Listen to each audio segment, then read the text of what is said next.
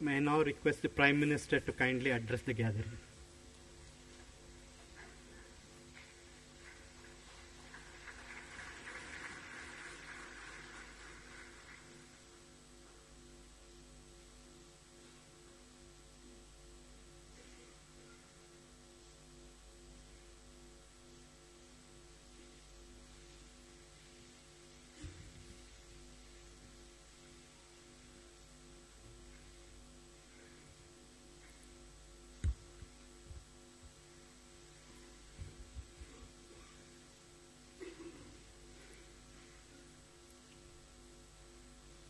साथियों,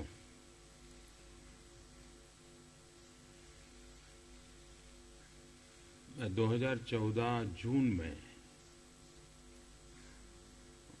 सरकार बनने के तुरंत बाद श्रीहरिकोटा गया था, क्योंकि इसी विभाग का मैं मंत्री भी हूं, तो मंत्री के नाते भी मुझे इस विभाग के काम को समझना था। तो डिटेल प्रेजेंटेशन सब साइंटिस्टों ने मेरे सामने किया था, और उस समय मैंने एक विषय रखा था कि स्पेस टेक्नोलॉजी का उपयोग सामान्य मानवी के लिए कैसे हो सकता है। हमारे सारे डिपार्टमेंट्स उस दृष्टि से क्या कर सकते हैं, और उसी में से तय हुआ था कि किस डिपार्टमेंट में क्या हो रहा है उसकी एक लेखा जोखा ले लिया जाए, और जिन राज्यों में इस दिशा में कुछ न कुछ इनिशिएटिव लिए गए हैं उसकी भी जानकारी इकट्ठी की जाए।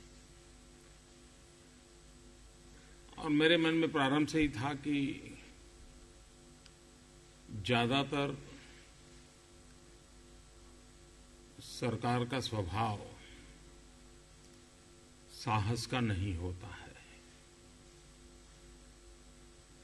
नई चीज करना, नई चीज को अडॉप्ट करना, वो बहुत समय लगता है, और ज्यादातर इनोवेशन होते हैं या तो इनिशिएटिव होते हैं तो एकाध उत्साही अधिकारी के आधार पर होते हैं।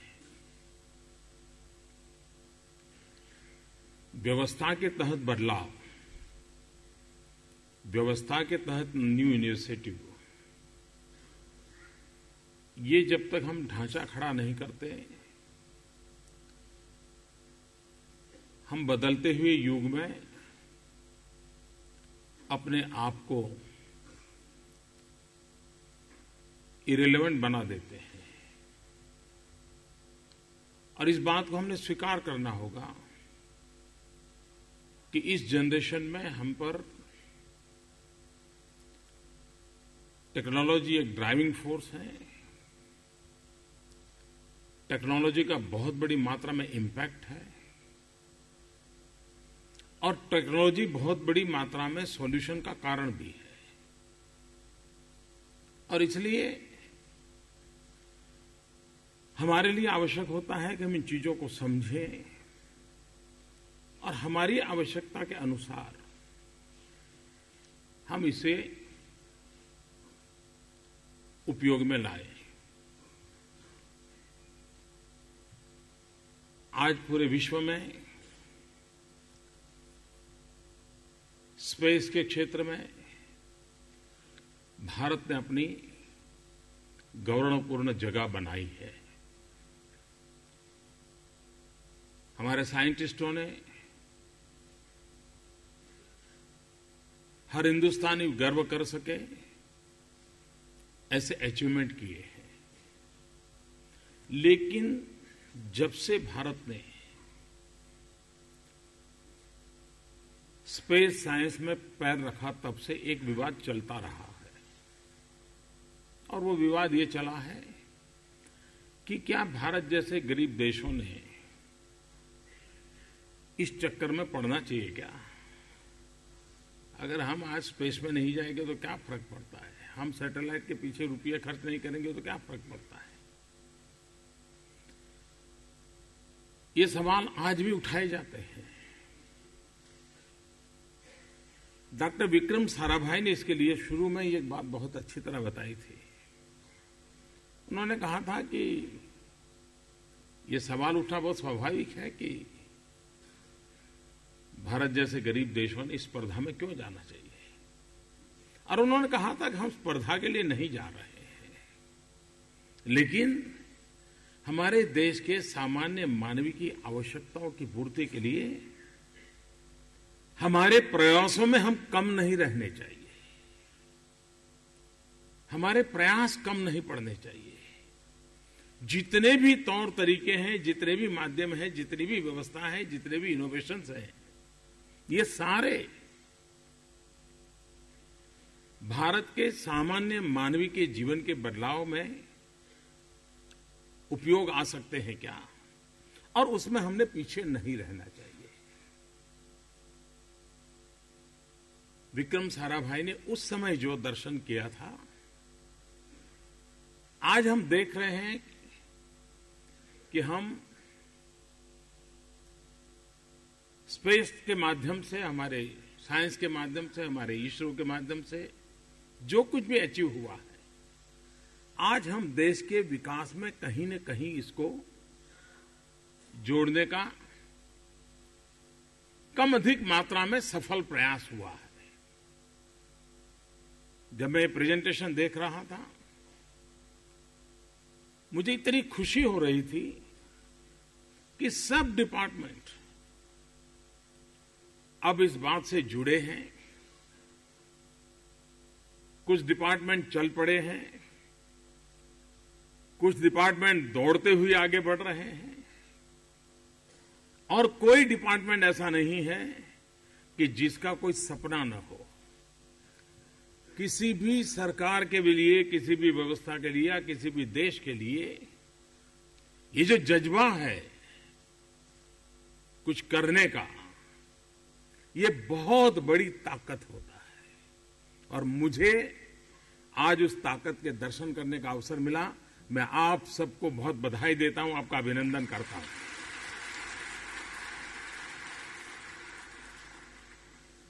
राज्यों ने भी अपने सीमित संसाधनों में जिस प्रकार के इनिशिएटिव लिए हैं, और सारे इनिशिएटिव या तो समस्या का समाधान ढूंढने के लिए है, या डिलीवरी सिस्टम को इजी बनाने का प्रयास के भागरूप है। तात्पर्य यह है कि सारी हर बात में लास्ट मैन सेंटर में है, और हमारे लिए यही आवश्यक है कि हम लगातार नई नई चीजों पर कैसे सोचें, इन व्यवस्थाओं का कैसा उपयोग किया जाए। मैं कुछ दिन पहले बनारस में जो लोको शेड है, वहां पर एक हाई पावर इंजन के लोकार्पण के लिए गया था।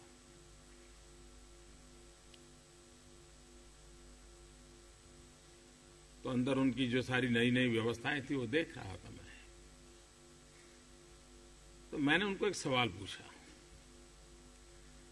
मैंने कहा, हवाई जहाज में हम देखते हैं कि एक मॉनिटर होता है पायलट के सामने, और उसे पता रहता है कि इतने मिनट के बाद क्लाउड आएगा, क्लाउड का ये घनता होगी, इसके कारण जहाज में जर्क आ सकता है, और वार्निंग भी देता है अंदर पैसेंजर को। मैंने कहा कि ये टेक्नोलॉजी तो है, क्या हमारे इंजन में जो इंजन ड्राइवर है उसको हम इस प्रकार का मॉनिटर स्क्रीन दे सकते हैं क्या, और सैटेलाइट कनेक्टिविटी हो, और जहां भी अनमैन क्रॉसिंग होते हैं उसको पहले से वार्निंग मिले अपने मॉनिटर पर, स्पेशल प्रकार का लाइटिंग हो, और हॉर्न बजे, और 2-4 किलोमीटर पहले से शुरू हो सकता है क्या, वहां ऐसे ही देखते देखते मेरे मन में विचार आया था। मैंने वहां जो इंजीनियर्स वगैरह थे उनके सामने विषय रखा। फिर हमारे साइंटिस्ट मिले तो मैंने उनके सामने कहा, मैंने कहा भाई देखिए जरा इस पर क्या कर सकते हैं। और मुझे खुशी है कि 3-4 महीना के कालखंड में उन्होंने इस काम को तैयार कर दिया। और मुझे आज बता रहे थे कि बस हम आने वाले बहुत निकट दिन में उसको रोल आउट करेंगे। अनमैन क्रॉसिंग की समस्या का समाधान के लिए कई रास्ते हो सकते हैं, लेकिन क्या सैटेलाइट भी अनमैन्ड रेलवे क्रॉसिंग के अंदर सुरक्षा के लिए काम आ सकता है क्या? हमारे साइंटिस्टों को काम दिया गया और मैं देख रहा हूं कि 3-4 महीने के भीतर भीतर वो रिजल्ट लेकर के आ गए। मेरी डिपार्टमेंट के मित्रों से गुजारिश है कि आप भी एक छोटा सा सेल बनाइए अपने डिपार्टमेंट में, जो ये सोचता रहे, जिसकी थोड़ी बहुत टेक्नो से भी नेचर हो कि इसका क्या क्या उपयोग हो सकता है, कैसे उपयोग हो सकता है। अगर वो इस बात को समझ ले और वो फिर जरा डिस्कस करें, नीचे ग्राउंड रियलिटी क्या है उसको देखें, और फिर हम इसरो को कहें कि देखिए हमारे सामने ये पजल है, हमें लगता है कि इसका कोई रास्ता खोजना चाहिए और हमें ये व्यवस्थाएं चाहिए। आप देखिए उनकी टीम लग जाएगी। टेक्नोलॉजी किस हद तक आपके साथ काम आ सकती है, डाटा कलेक्शन का काम आपका है, कन्वर्जेंस का काम आपका है, और किस प्रकार से उसका परिणाम ला सकते हैं। कई नए इनिशिएटिव हम ले सकते हैं। जब 2014 जून में मैं इसरो में गया था, श्रीहरिकोटा में मैंने बात की थी, जैसा अभी किरण जी ने बताया कि 20 डिपार्टमेंट में कम अधिक मात्रा में काम हो रहा था। आज 60 डिपार्टमेंट्स में स्पेस टेक्नोलॉजी के उपयोग पर प्रोएक्टिव गतिविधि हो रही है। थोड़ा सा प्रयास हुआ, छोटी छोटी मीटिंगें हुई डिपार्टमेंट के जगह।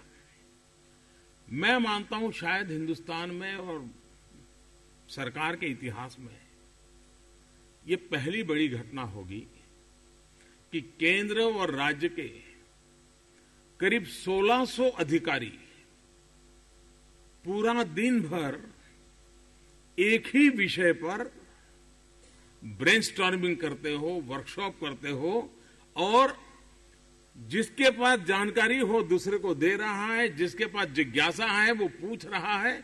शायद हिंदुस्तान की सरकार के इतिहास में इतनी बड़ी तादाद में एक ही विषय के सॉल्यूशन के लिए ये पहला कार्यक्रम हुआ होगा। लेकिन ये एक दिन का वर्कशॉप है, एक दिन का वर्कशॉप नहीं है। इसके पूर्व पिछले 6-8 महीनों से लगातार हर डिपार्टमेंट के साथ, हर राज्य के साथ, साइंटिस्टों के साथ मिलना, बातचीत करना, विषयों को पकड़ना, समस्याओं को ढूंढना, सॉल्यूशन को ढूंढना, ये लगातार चला है। और उसी का परिणाम है कि आज हम एक विश्वास के साथ यहां इकट्ठे हुए हैं कि हम समस्याओं का समाधान खोज सकते हैं। टेक्नोलॉजी का सर्वाधिक लाभ कम से कम खर्च में हो सके उतनी सरलता से गरीब से गरीब व्यक्ति को पहुंचे कैसे, यही हमारी सबसे बड़ी चुनौती है। और आपने देखा होगा, जैसे हरियाणा की एक घटना बताई गई कि उन्होंने उसका इलेक्शन का जो आई कार्ड है उसको ही सैटेलाइट टेक्नोलॉजी का उपयोग करते हुए जोड़ करके उसके जमीन के डॉक्यूमेंट के साथ उसको उन्होंने जोड़ दिया। अब ये सब चीजें पड़ी थी, कहीं न कहीं पड़ी थी, लेकिन किसी ने इसको दिमाग लगाया और जोड़ने का प्रयास किया तो एक नई व्यवस्था खड़ी हो गई। हमारे सामने नया कुछ भी न करे, मान लो हम तय करें भाई नए 6 मंथ में नया कुछ नहीं होने वाला, लेकिन जो उपलब्ध जानकारियां हैं उपलब्ध टेक्नोलॉजी है, उसी को हमारी आवश्यकता के अनुसार किस प्रकार से कन्वर्जेंस किया जाए, इस पर भी हम माइंड अप्लाई करें तो हम बहुत बड़ी मात्रा में नए सॉल्यूशन दे सकते हैं और इजी डिलीवरी की व्यवस्था विकसित कर सकते हैं। हमारी पोस्टल डिपार्टमेंट इतना बड़ा नेटवर्क है, उस नेटवर्क का उपयोग हम सैटेलाइट सिस्टम के साथ जोड़कर के कहां कहां कर सकते हैं। देश का सामान्य से सामान्य नागरिक और व्यवस्थाओं से जुड़ता हो या न जुड़ता हो, लेकिन वो पोस्ट ऑफिस से जरूर जुड़ता है। साल में एकाध बार तो उसका पोस्ट ऑफिस से संबंध आता ही आता है। इसका मतलब कि सरकार के पास एक ऐसी इकाई है जो लास्ट बेंच तक सहजता से जुड़ी हुई है। और पोस्ट ऑफिस एक ऐसी व्यवस्था है कि आज भी सामान्य मानवीय को उस पर बड़ा भरोसा है। जिसको आदत होती है तो डाकिया कब आएगा वो देखता रहता है, डाकिया आया क्या, डाकिया गया क्या। भले महीने में एक बार डाक आती हो, लेकिन बेटा बाहर है तो वो डाकिये का इंतजार करती रहती है मां। ये जो विश्वास है, वो विश्वास के साथ इस टेक्नोलॉजी का जोड़ना, नई नई चीजों को जोड़ना कितना बड़ा परिणाम दे सकता है।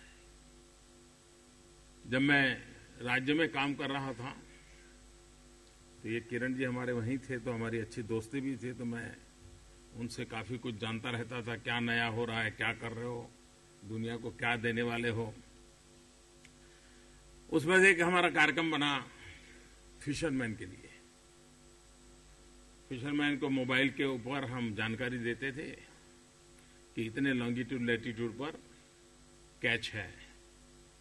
और फिश का एक स्वभाव रहता है कि जहां जमघट होता है उसका, तो करीब करीब 24 घंटे वहीं रहती है। अब वो पहले फिशिंग के लिए जाते थे तो घंटों तक वो बोट लेकर के जाते थे, देखते रहते थे, वो अपने जाल फेंकते रहते थे, फिर मिला, फिर आगे गए, घंटों तक उनको प्रक्रिया करनी पड़ती थी। ये व्यवस्था देने के बाद वो टारगेटेड जगह पर पहुंचता है, कम समय में पहुंचता है, डीजल वीजल का खर्चा कम होता है और भरपूर मात्रा में कैच मिलता है, फिशिंग करके वापस आ जाता है, समय और शक्ति बच जाती है। टेक्नोलॉजी वही थी, उसका उपयोग गरीब व्यक्ति के लिए कैसे होता है। आज जैसे अभी बताया, मध्य प्रदेश ने आदिवासियों को जमीन के पट्टे देने में इसका उपयोग किया। इससे भी एक कदम आगे हम काम कर सकते हैं। कई लोग, कई आदिवासी क्लेम करते हैं कि भाई ये हमारे, हम खेती करते थे, हमारी जमीन हमको मिलना चाहिए। गांव के लोग कहते हैं नहीं, ये झूठ बोल रहा है, वो खेती नहीं करता था, ये बेकार में जमीन हड़प करना चाहता है, उसका तो पैतृक जगह वो है, वो वहां करता था, अब तो बच्चे बेकार में ही अलग हो गए, इसलिए करे। सब झगड़े चलते रहते हैं। लेकिन हम सैटेलाइट से पुरानी तस्वीरों के आधार पर उसको फोटोग्राफिक सिस्टम से कंपैरिजन से बता सकते हैं कि यहां पर पहले फॉरेस्ट था, या खेती होती थी, या कोई काम होता था।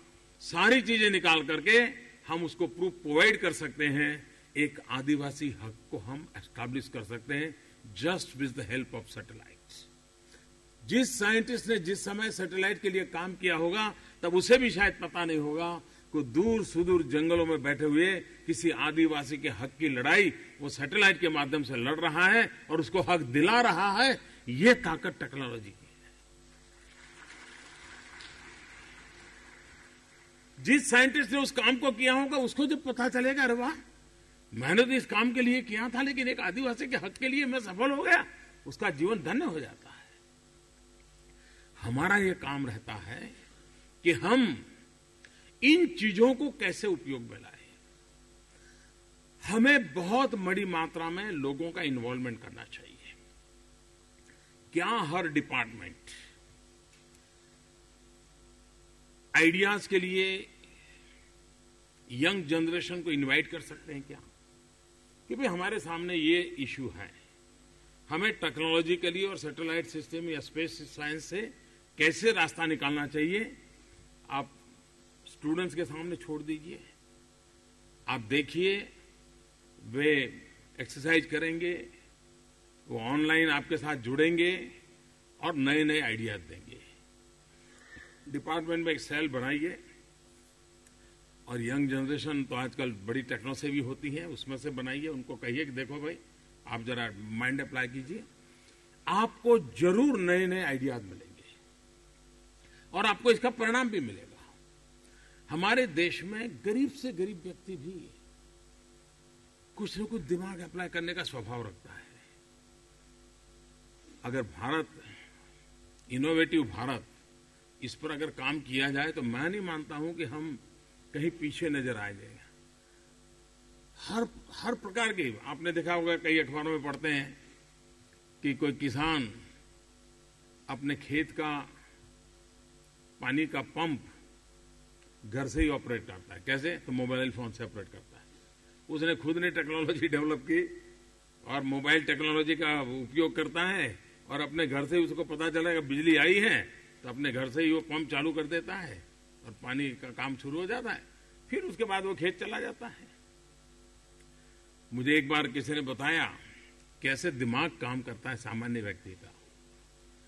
वो एक व्यक्ति जिसने अपने घर में बायोगैस का एक यूनिट लगाया था, गांव के अंदर किसान ने, और अपने जो पशु थे उसका गोबर वगैरह डालता था, अपने घर में किचन में जो काम होता था वो गोबर डालता था और गैस पैदा करता था। अपने चूल्हे में रिक्वायरमेंट से भी ज्यादा गैस होने लगा। उसने बुद्धि का उपयोग कैसे किया? उसने ट्रैक्टर की ट्यूब में, अब ट्रैक्टर की ट्यूब कितनी बड़ी होती है अंदाज है, वो गैस उसमें भर लेता था वो, और स्कूटर पर उसको उठा करके, अब स्कूटर के ऊपर कोई ट्रैक्टर की ट्यूब लेके जाता है तो देख करके डर लगता है कि क्या होगा। वो गैस ट्रैक्टर की ट्यूब में भर के ट्रांसपोर्ट करके अपने खेत में ले जाता था और अपने रॉ विजडम से, उस गैस से वो अपना डीजल इंजन को उसने मॉडिफाई किया था, चलाता था और पानी निकालता था।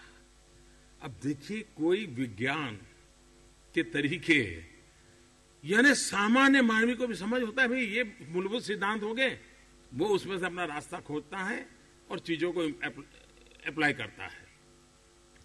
हम किस प्रकार से इन चीजों पर सोचें, नहीं तो ये सारा ज्ञान विज्ञान का भंडार तो बढ़ता ही चला जाएगा, लेकिन सामान्य मानवी की आवश्यकताओं के लिए हमारा विभाग क्या करता है? आज हमारा एजुकेशन क्वालिटी हमें ठीक करनी है। ये ठीक है, कोई कहेगा ये इतने गांवों में बिजली नहीं है तो कैसे करोगे, इतने गांवों में ब्रॉडबैंड कनेक्टिविटी नहीं है तो कैसे करोगे, इतने गांवों में ऑप्टिकल फाइबर नेटवर्क नहीं है तो कहां करोगे। जिसको ये सोचना है वो ये सोचेगा, लेकिन ये भी तो सोचता है कि इतने गांवों में है, इतने शहरों में है, कम से कम वहां तो हम लॉन्ग डिस्टेंस एजुकेशन के द्वारा the best quality of the teachers, और हिंदुस्तान के बड़े शहर में बैठ करके स्टूडियो में वो बच्चों को पढ़ाएं। मैं समझता हूं कि उस टीचर को भी क्वालिटी एजुकेशन की तरफ उसका भी ट्रेनिंग होगा और लॉन्ग डिस्टेंस एजुकेशन वो करेगा, और दूर सुदूर जंगलों में भी हमारे गांवों में हम अच्छी शिक्षा को इंप्रूव कर सकते हैं। अभी मुझे किरण जी बता रहे थे, हमारे हेल्थ सेक्रेटरी ने जो कहा कि उनको ब्रॉडबैंड कनेक्टिविटी की और ब्रॉडबैंड कैपेसिटी की कोई समस्या है, लेकिन मैं उनको पूछ रहा था, वो मुझे बता रहे थे कि as far as health is concern हमारे पास एक्सेस कैपेबिलिटी है। अगर हम इसका उपयोग करने के लिए सोचे, हमारे सेना के जवान सीमा पर है, उनको इसका उपयोग कैसे हो, उनकी रिक्वायरमेंट के लिए हम इस टेक्नोलॉजी को कैसे जोड़ें। हम सीमा की सुरक्षा का बहुत बड़ा काम हम इस टेक्नोलॉजी के माध्यम से कर सकते हैं। कभी कभार हम, जैसे एक बहुत बड़ा कार्यक्रम हम लेकर के चले हैं, प्रधानमंत्री कृषि सिंचाई योजना। ये प्रधानमंत्री कृषि सिंचाई योजना की सफलता का सबसे पहला कोई कदम है तो हमारे स्पेस टेक्नोलॉजी का उपयोग है।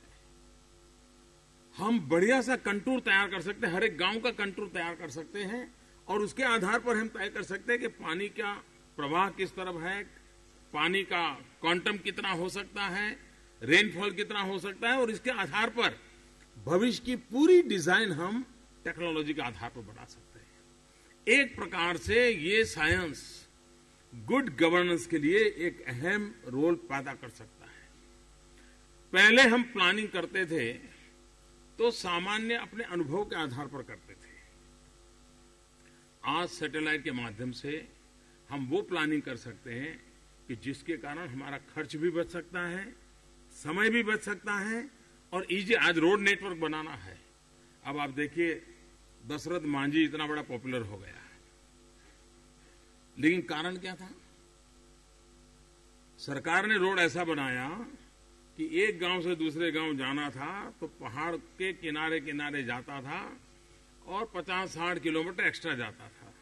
दशरथ मांझी का रॉ विजडम कहता था, उसका जीआई उसी में जन्म से लाया होगा जीआईएस सिस्टम। वो उसको लगता था यहां सीधा चला जाऊं तो 2 किलोमीटर में पहुंच जाऊंगा, और वो अपने हथौड़े से उसने वो रास्ता बना दिया।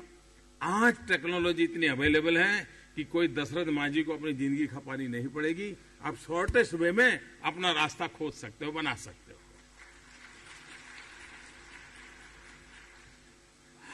हम इस टेक्नोलॉजी का कैसे उपयोग करें, और उपयोग कर करके हम इसे हमारे, अब देखिए हमारे यहां कैनाल भी बनती है ऐसे ऐसे जब हेलीकॉप्टर या हवाई जहाज से जाते हैं तो बड़ी पीड़ा होती है कि भाई ये कैनाल भी इतने सांप की तरह क्यों जा रही है। तो एक तो बनाते समय देखा होगा चलो यहां से चले जाए, या तो किसी डिसीजन मेकिंग पर कोई न कोई प्रेशर आया होगा, नहीं यार उसका खेत बचाना है, जरा उधर ले जाओ, तो सांप की तरह हम लेते चले गए। लेकिन अगर हमने टेक्नोलॉजी का उपयोग करने का उस समय अवसर मिला होता तो शायद एकदम परफेक्ट अलाइनमेंट के साथ हम काम कर सकते थे। हमारे जितने भी, अब देखिए एंक्रोचमेंट का, हाईवेज पर बड़े एंक्रोचमेंट की चिंता होती है। सैटेलाइट के द्वारा हम रेगुलर मॉनिटर कर सकते हैं कि हमारे हाईवेज पर एंक्रोचमेंट हो रहा है, क्या हो रहा है, क्या गतिविधि हो रही है, हम आराम से कर सकते हैं, निकाल सकते रास्ते। हमारा वाइल्ड लाइफ, हमारी वाइल्ड लाइफ को गिनती करने का 5 साल में एक बार हम करते हैं, और वाइल्ड लाइफ की गिनती के लिए भी 50 प्रकार के सवाल आते हैं, कैमरा लगाते हैं, कोई उसके पैर का नाप ले लेता है काफी। मैं मानता हूं कि हम सैटेलाइट सिस्टम से महीने भर ऑब्जर्व करें तो हम चीजों को खोज सकते हैं कि इस प्रकार के जो हमारे वाइल्ड लाइफ है वो इस प्रकार यहां रहता है, इनकी मूवमेंट का ये एरिया है। आप आराम से इन चीजों को गिन सकते हो। टेक्नोलॉजी का उपयोग इतनी सहजता से, सरलता से हो सकता है, और मैं चाहता हूं कि हमारे सारे डिपार्टमेंट इस पर कैसे काम करें। हमारे पास बंजर भूमि बहुत बड़ी मात्रा में है, 1-1 इंच जमीन का सदुपयोग कैसे हो, इस पर हम कैसे काम कर सकते हैं। हमारे जंगल कभी कट गए इसका खबर आती है, रेड चंदन जहां है वहां बोले कटाई बहुत होती है। क्या हमारा परमानेंट हाई रिजोल्यूशन वाले कैमरा रेगुलर हमें अपडेट नहीं दे सकते क्या कि भाई रेड चंदन वाला इलाका है, यहां कोई भी मूवमेंट होगी तो हम तुरंत पता चलेगा। माइनिंग की विशेषता क्या होती है कि वो सारी सिस्टम तो परफेक्ट होती है कागज पे, उसको माइनिंग का मिल जाता है, कॉन्ट्रैक्ट मिल जाता है, लेकिन जो उसको 2 square kilometre bye 2 square kilometre area मिला होगा वो वहां शुरू नहीं करता है, उसके बगल में खुदाई करता है। अब कोई जाएगा तो उसको भी लगता है हाँ यार उसको तो कॉन्ट्रैक्ट मिला हुआ है, वो थोड़ा नापता है कि कितने फुट कहां है। लेकिन अगर उसको सैटेलाइट सिस्टम से वॉच किया जाए तो 1 इंच इधर उधर नहीं जा सकता, जो जगह उसको तय हुई है वहीं पर ही माइनिंग कर सकता है, और हम उसके व्हीकल्स को ट्रैक कर सकते हैं कि दिन में कितने व्हीकल निकले, कितना गया, और टैक्सेशन सिस्टम के साथ भी उसको जोड़ा जा सकता है। ये आराम से काम हो सकता है। हमारे यहां रोड टैक्स लेते हैं, कभी कभार रोड टैक्स में हम टेक्नोलॉजी का उपयोग करके बहुत मात्रा में लीकेजेज बचा सकते हैं, just with the help of technology. और हम बोध व्यवस्थाओं को विकसित कर सकते हैं। मेरा कहने का तात्पर्य यह है कि हमारे पास एक ऐसी व्यवस्था उपलब्ध है और एक लंबे अरसे तक हमारे साइंटिस्टों ने पुरुषार्थ करके इसको पाया है। हमारा दायित्व बनता है कि हम इसको सहज रूप से कैसे अपने यहां लागू करें। और जो भी विभाग इसका आदी होगा, जिसको जरा स्वभाव होगा, आपने देखा होगा कि उसको लगता हो कि ये तो मेरे पूरी काम को ही बड़ा इजी बना दिया है, बड़ा सरल कर दिया है, तो वो उसमें फिर इन्वॉल्व होता जाएगा। जिसको ये पता नहीं भाई इसका क्या है, तो क्या यार छोड़ो भाई, मैं 2 साल के बाद रिटायर्ड होना है, क्या है छोड़ो यार तुम कर लेना। जो ऊर्जा खो देते हैं जी, वो रिटायर्ड होने के बाद भी जिंदगी का मजा नहीं ले सकते। और इसलिए हम हर पल भले हम सीनियर मोस्ट हैं, जिंदगी के आखिरी पड़ाव में पद आता है, तो भी हम कोई ऐसे फुटप्रिंट छोड़ के जाएं ताकि हमारे बाद की नई पीढ़ियों को सालों तक काम करने का अवसर मिले। ये जो आज प्रयास किया, उसमें मैंने एक प्रकार से 3 पीढ़ी को इकट्ठा किया है। जो फ्रेश अभी मसूरे से निकले हैं वो नौजवान भी यहां बैठे हैं, और जो सोचते होंगे भाई 30 तारीख को रिटायर होना है कि अगली 30 तारीख को होना है, वो भी बैठे हैं। अनेक प्रकार से 3 पीढ़ी यहां बैठी है। मैंने इस सबको इकट्ठा करने का मेरा प्रयास है था, जूनियर लोगों को यहां ज्यादा बिठाए। इसका कारण यह है कि मैं चाहता हूं ये लीगेसी आगे बढ़े।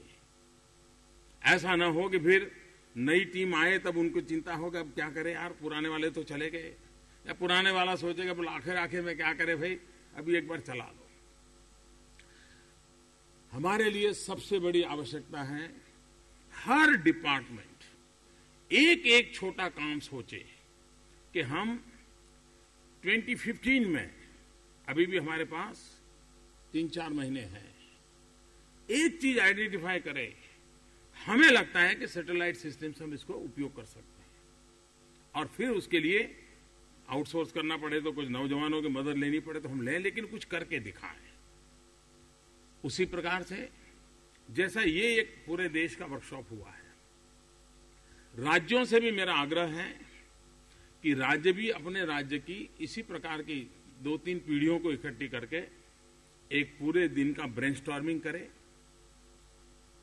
भारत सरकार के कोई न कोई अधिकारी वहां जाए और वे भी अपने लिए प्लान वर्कआउट करें।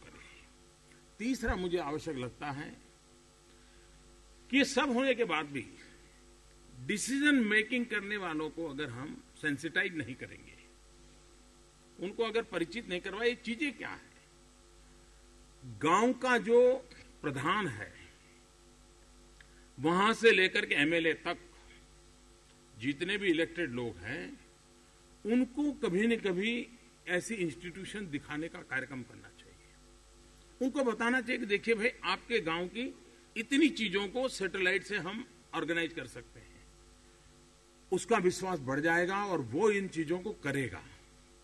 एक बार हम और गांव के प्रधान को बुलाएंगे तो वहां के पटवारी को भी आप जरूर बुलाएंगे, तो एक गांव की 5-7 प्रमुख लोगों की टीम होती है जो सरकार को रिप्रेजेंट करती है, वे सेंसिटाइज हो जाएगी। हमें इस चीज को नीचे तक परकोलेट करना है। अगर हमें नीचे तक परकोलेट करना है तो मैं चाहूंगा कि इसके कारण हम कर सकते हैं। हम ये मान के चले कि गुड गवर्नेंस के लिए, ट्रांसपेरेंसी के लिए, एफिशिएंसी के लिए, अकाउंटेबिलिटी के लिए, रियल टाइम डिलीवरी के लिए, रियल टाइम मॉनिटरिंग के लिए टेक्नोलॉजी ये सबसे ताकतवर हमारे पास माध्यम होता है। अगर हम गुड गवर्नेंस की बात करते हैं तो उसकी शुरुआत होती है परफेक्ट प्लानिंग। परफेक्ट प्लानिंग के अंदर आपको इतना बढ़िया डाटाबेस मिले, आपको मैप्स मिले, आपको 3D रिजोल्यूशंस मिले, मैं नहीं मानता हूं कि प्लानिंग में कोई कमी आ सकती है। अगर परफेक्ट प्लानिंग है और प्रॉपर रोड मैप है इम्प्लीमेंटेशन का, और टाइम फ्रेम में आपका गोल सेट किए हैं, मैं मानता हूं कि हम जो चाहें वो परिणामों को टेक्नोलॉजी के माध्यम से हमारा समय का स्पान कम करते हुए क्वालिटेटिव इंप्रूवमेंट करके हम परिणाम ला सकते हैं। पिछले दिनों आपने देखा होगा कि 2 ऐसी घटनाएं हुई जो हमारे यहां बहुत ज्यादा नोटिस में नहीं आई, लेकिन उसने हजारों लोगों की जिंदगी को बचाया है।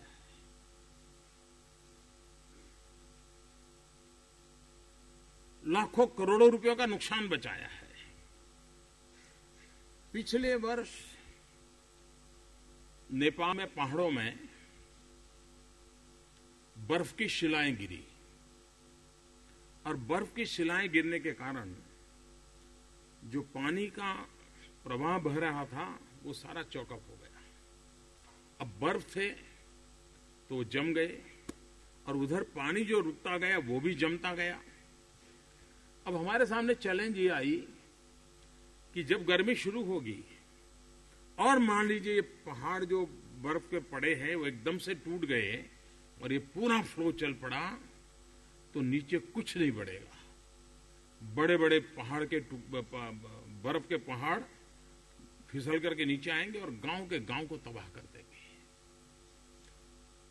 हमारे यहां से एनडीआरएफ की टीम गई, सेना के लोग गए, नेपाल सरकार को मदद की और बॉम्बार्डिंग करना पड़ा।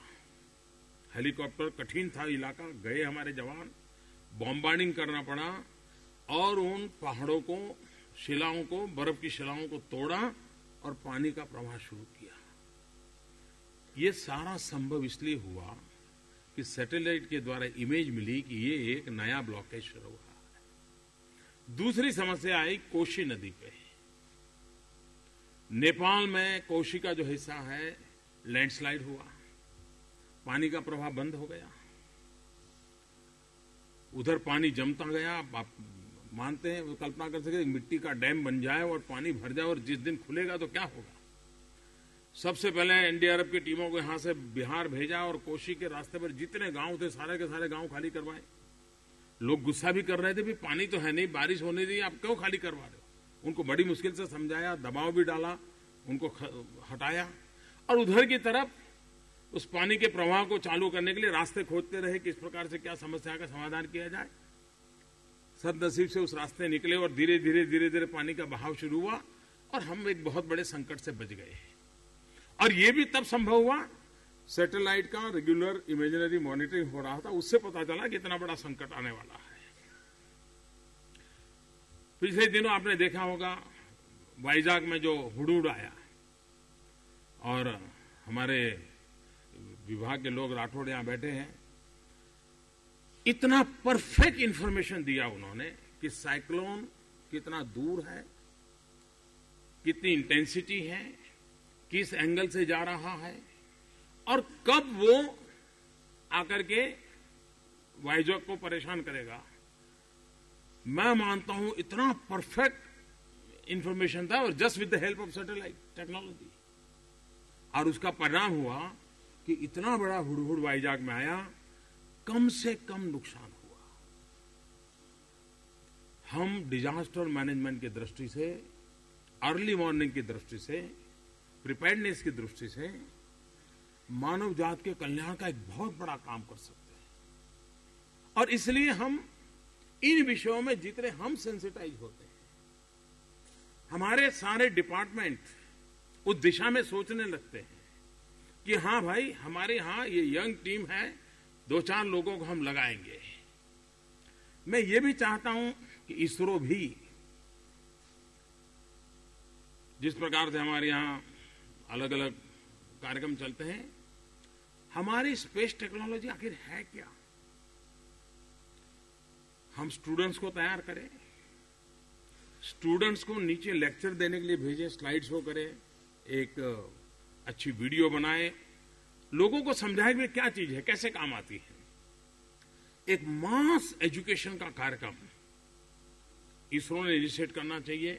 एचआरडी मिनिस्ट्री और बाकी मिनिस्ट्री और स्टेट गवर्नमेंट इनकी मदद लेनी चाहिए, लेकिन एक प्रोग्रामिंग तैयार करना चाहिए और स्टूडेंट्स, हमारे स्टूडेंट्स को तैयार करना चाहिए। उनसे 1 वीक 2 वीक मांगना चाहिए कि आप 1 वीक 2 वीक दीजिए, 10 स्कूल कॉलेज में आपको जाना है, ये लेक्चर दे करके आ जाइए, तो हमारे एक जनरेशन भी तैयार होगी इस चीजों से, और जो सुनेंगे उनको थोड़ा थोड़ा परिचय होगा कि ये चीजें हैं।